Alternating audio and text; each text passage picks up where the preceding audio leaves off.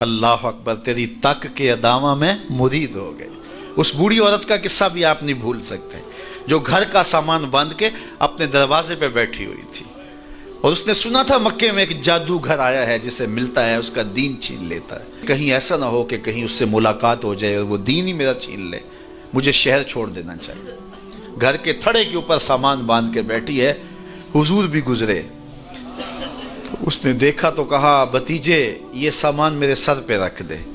حضور نے سامان اٹھایا، دیکھا تو بوجھل تھا، وزنی تھا، اور بڑھیا کو دیکھا تو کمزور تھی، تو کہا کہ بڑھیا اگر چاہو تو جہاں چاہتی ہو میں خود نہ چھوڑا۔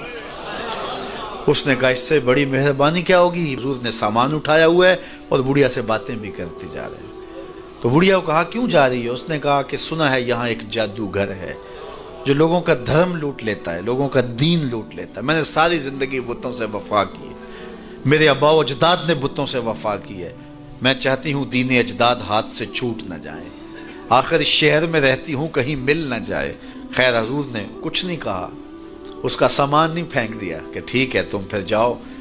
سامان اس کا اٹھایا اور جہاں تک اس نے جانا تھا سامان پہنچایا، سامان سپرد کر کے واپس پلٹنے لگے تو اس نے کہا بچے اپنا نام تو بتا دے، لوگ کہیں گے کہ مکہ چھوڑ آئی ہو تو بتاؤں گی ایک جادوگر کے دکھ سے چھوڑ آئی ہوں، تو وہ کتنا برا بھلا کہیں گے شہر مکہ کو کہ جس مکہ سے لوگ نقل مکانی کرنے پہ مجبور ہو گئے، تو میں انہیں یہ بھی بتاؤں گی کہ جس مکے میں جادوگر رہتا ہے اتنا اچھا نوجوان بھی رہتا ہے، تو تیرا نام لیا کروں گی، تیرے قصیدے پڑھا کروں گی۔ تو حضور علیہ السلام مسکرا پڑے، کہا بڑھیا جس جادوگر سے بھاگ کے آئی ہے وہ تیرے سامنے کھڑا ہے۔ اس نے کہا سچ سے آپ ہی محمد ہیں؟ حضور نے فرمایا نام میرا یہی ہے۔ تو اس نے کہا پھر آپ کا جادو میرے پہ چل گیا ہے۔ اللہ اکبر، تیری تک کے ادامہ میں مرید ہو گئے۔ لوگوں کی خدمت کریں، بوڑھوں کے کام آئیں، دکھیوں کے کام آئیں، مصیبت زدہ کے کام آئیں۔ حضور یتیم ہو کے یتیم پرور تھے، لاچاروں کی مدد کرتے، لوگوں کے گھروں میں پانی بھر کے دے دیتے، اور دکھیوں کے کام آ جاتے اور مصیبت زدوں کے کام آ جاتے۔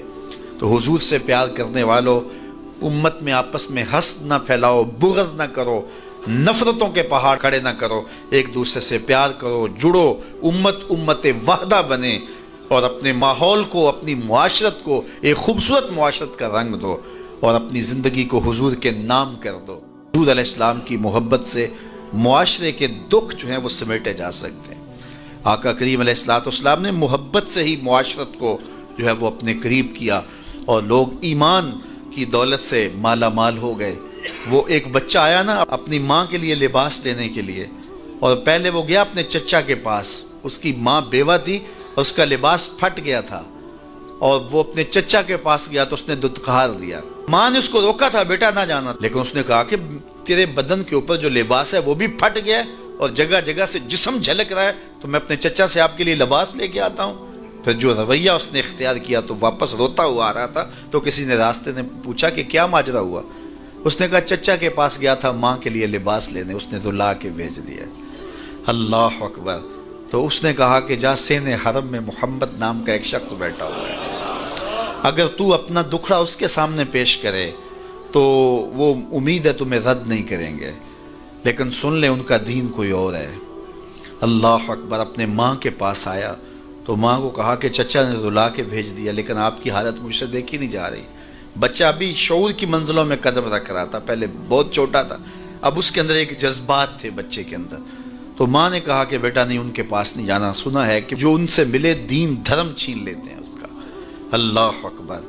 تو حضور علیہ السلام کے پاس جانے سے ماں روکنے لگی، لیکن بچے نے کہا کہ امی میں پکا رہوں گا، بتوں کا وفادار رہوں گا، تم اس ٹینشن کو، اس پریشانی کو چھوڑ دو۔ اور حضور کی خدمت میں حاضر ہوا۔ حضور صحن حرم میں چادر اوڑے بیٹھے ہوئے تھے، اور جا کے کہنے لگا میں پہلے بات آپ سے کر لیتا ہوں، آپ کا دین میں نے قبول نہیں کرنا۔ حضور مسکرا کے بولے بیٹا بتاؤ کس لیے آئے ہو؟ کہا میری ماں بے لباس ہے، میں آپ سے لباس لینے آیا۔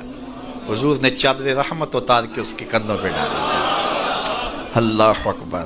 وہ واپس آ گیا اور ماں پر حضور کی چادر اڑائی۔ اللہ اکبر۔ اور ماں نے کہا کہ بیٹے اس نے اپنا دین تو نہیں تجھے دیا؟ کہا نہ میں نے پہلے کہہ دیا تھا تیرے دین نہیں مانوں گا۔ ماں کہنے لگی پتر اس کا دین ماننا چاہیے، یہ جس نے رحمت کی چادر ہمارے سر پہ تان دی۔ کچھ لوگ کہتے ہیں جی بس میں تو اللہ کی مخلوق کی خدمت کرتا ہوں، میں تو حج بھی نہیں کیا، اس کے پیسے بھی غریبوں کو دے دیے ہیں۔ وہ تبلیغ کرتے ہیں لوگ کہ جناب قربانی کے پیسے بھی اگر غریبوں میں دے دیے جائے تو یہ زیادہ اچھا ہے، ان کی مدد ہو جائے۔ تو وہ اس خدمت خلق میں اتنا غلو کر جاتے ہیں کہ وہ اسلام کے شعار کا مذاق اڑانے لگ جاتے ہیں، اور جو عبادت والے ہیں انہیں ہمسائے کو دیکھنے کا موقع بھی نہیں ملتا۔ اور آپ جانتے ہیں کہ جب ایک بستی کو برباد کرنے کا حکم دیا گیا تو کہا کہ یہاں تو ایک شخص رہتا ہے جس کا سر سجدے سے اٹھتا ہی نہیں، کہا میرے بندوں کے اوپر قیامتیں ٹوٹیں اور ان کے اوپر ظلم اور جبر کے پہرے ہوں اور اس کے ماتھے پہ شکن نہیں آتا، اس کے سمیت ہی بستی کو لٹ کے رکھ دو۔ یار عبادت کرتے ہو لیکن ہمسایوں کا خیال بھی رکھو۔ میرے حضور علیہ الصلوۃ والسلام نے لعاب پھینکا نا تو صحابہ نے اپنے ہاتھوں پہ لے کے اپنے منہ پہ مل لیا۔ آپ نے عشق اور محبت کی لوک داستانیں بڑی سنی ہوں گی، لوگوں نے نہریں بھی کھودی، لوگوں نے محبوبوں کے لیے کیا کچھ نہیں کیا، لیکن آج تک آپ کو ایسا نہیں ملا ہوگا کسی محب نے محبوب کا لعاب بھی چاٹا ہو۔ کائنات میں یہ انوکھا باب ہے۔ تو حضور علیہ الصلوۃ والسلام نے فرمایا کہ تمہیں اس چیز پر کس نے ابھارا کہ میرا لعاب بھی اپنے چہروں پہ مل رہے ہو؟ انہوں نے کہا اللہ اور اس کے رسول کی محبت نے۔ تو میرے حضور نے اس کی نفی نہیں کی، لیکن ساتھ ہی فرمایا اگر کوئی چاہتا ہے کہ اللہ اس کے رسول سے محبت کرے اور اللہ اور اس کا رسول اس سے محبت کرے تو وہ ہمسایوں کے حقوق کا خیال رکھے۔ یعنی تمہارا یہ پہلو بھی، تم عاشق رسول بھی ہو لیکن ہمسایوں کا بھی تو خیال رکھو۔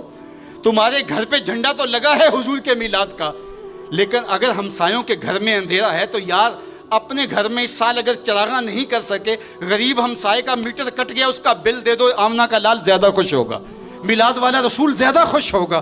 اس لیے دونوں پلڑے برابر رکھو، نہ تو عبادات کے زعم میں تم خدمت خلق کو اور ہمسایوں کے حقوق کو، رشتہ داروں کے حقوق کو بھول جاؤ، اور نہ یہ کہ تم خدمت خلق کے نام پہ عبادات کا مذاق اڑانے لگو۔